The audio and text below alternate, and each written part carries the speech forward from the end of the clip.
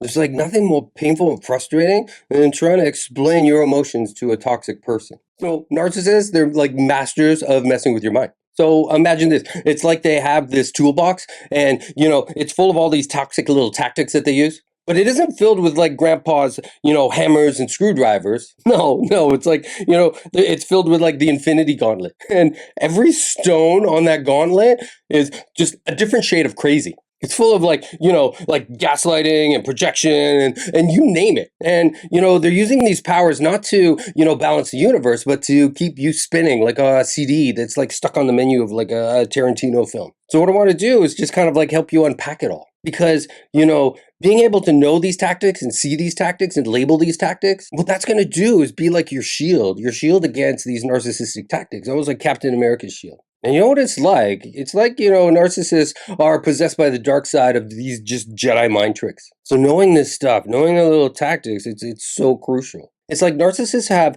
turned, the acts of emotional manipulation into a full-blown PhD program.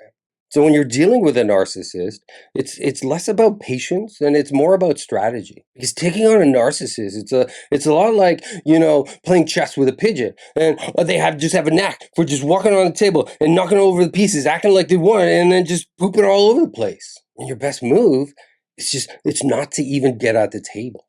And these tactics that narcissists use, like gaslighting, it's like their piece de resistance. It's like the crown jewel of a narcissist, web of lies. It's like they think that they're Houdini or something, but only this Houdini is their only thing that they're really good at is just making your grasp of reality disappear. Because that's what gaslighting does. Narcissists will say something, did I say that? You must be imagining those things.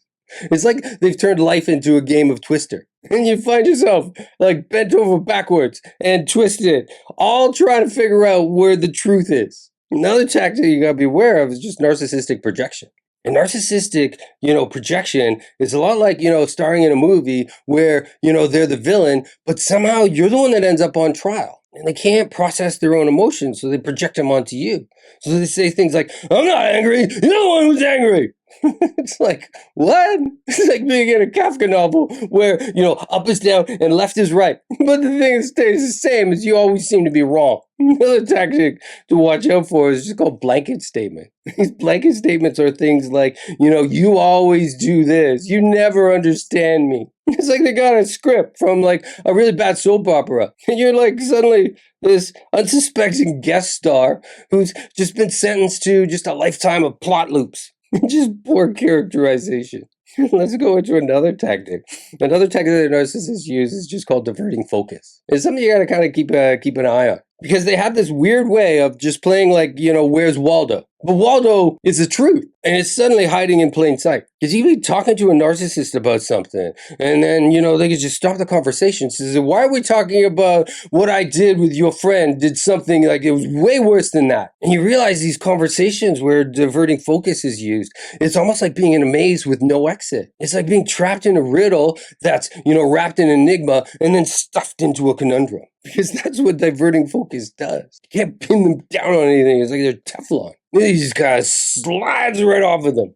Now let's go into another tactic. This one's called minimalization. Minimalization is just taking big deals and trying to make them really small. Taking like a huge mountain that you may have and trying to reduce it to the size of a molehill. It's like, they imagine themselves or that problem as, a Lego brick and suddenly, you're Duplo. All it did was just kind of pushed you a little bit. Gravity's at fault. Gravity's the one that made you fall down. It's like they're trying to shrink wrap your emotions. But guess what? You're not a product on a narcissist's shelf. You're not. Recognizing narcissistic tactics is like flipping on the lights in a haunted house and suddenly the ghosts just aren't as so terrifying anymore. And it's not about seeing the boogeyman for the first time. It's about refusing to invite the narcissist to the birthday party altogether. And be very careful. It's like knowing these tactics and calling them out are two completely different skill sets. Because every time you call out a narcissist, gaslighting, projection, and blanket statements, and diversion, any of this minimalization that they do, it's like you're taking back a slice of your own sanity. And knowing these tactics is incredibly important. But labeling them as you're in a conversation with a narcissist doesn't always help. So it's good to mentally keep in mind. It's like, yeah, this narcissist, they're gaslighting me, they're projecting. Oh, that's that's a blanket statement. Oh, that's a diversion strategy. Oh, that's minimalization. By noticing it and not responding, it's like you start to take back a piece of your sanity pizza, because it's about recognizing the crazy that there's trying to stir up in you, but at the same time raise up your internal peace of mind, your internal strength. Because in the face of narcissistic manipulation, it's like your clarity, it's like your resilience, and your refusal to be minimized. Like this is your knowledge, this is your power.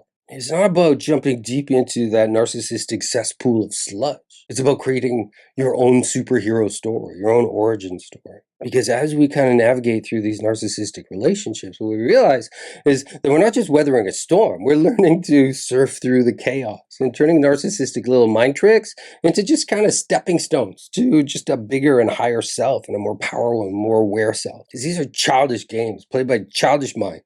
And in this chaos, it's just like, just grab a surfboard. Just ride through these narcissistic, toxic little waves that they have. And yeah, the Joker has his whole bag of tricks. He's always full of all these delusions and plays all these games. But, Batman has his gadgets.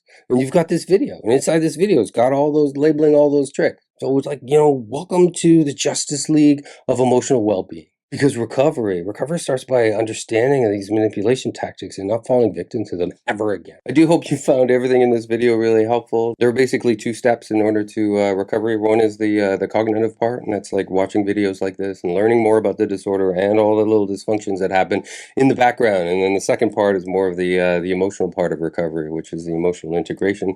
If you need more help with that, if you need more support with that, my name's Miles. If you're new to my feed, and I'm a hypnotherapist, and what I do is I help people just kind of calm their nervous system and make sense of kind of what seems to be senseless.